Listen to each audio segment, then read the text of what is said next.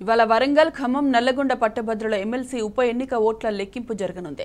నల్లగొండ జిల్లా Duppalapalli wear house గౌడౌన్స్ లో ఉదయం 8 గంటల నుంచి కౌంటింగ్ ప్రక్రియ కొనసాగనుంది. ఇందుకోసం 4 కౌంటింగ్ హాల్స్ సిద్ధం చేశారు. ఒక్కో హాల్లో 24 టేబుళ్లు ఏర్పాటు చేశారు.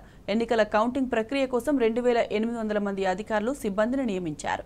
కౌంటింగ్ కేంద్రం వద్ద 144 సెక్షన్ అమలు చేరున్నారు.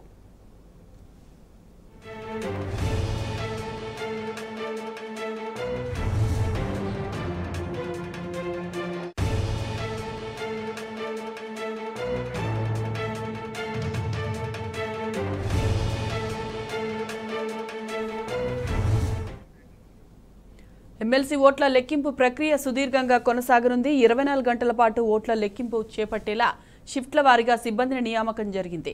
605 పోలింగ్ స్టేషన్లలో నమోదైన ఓట్లను అన్నింటినీ బండిల్స్లా కట్టి అనంతరం ఓట్లు లెక్కిస్తారు. మధ్యాహ్నం వరకు బండిల్స్ కట్టే అవకాశాలుంటాయి. ఆ తర్వాత ఓట్ల లెక్కింపు మొదలు కానుంది. ఫలితం వెలువడడానికి 2 రోజుల సమయం పట్టే అవకాశం కనిపిస్తోంది.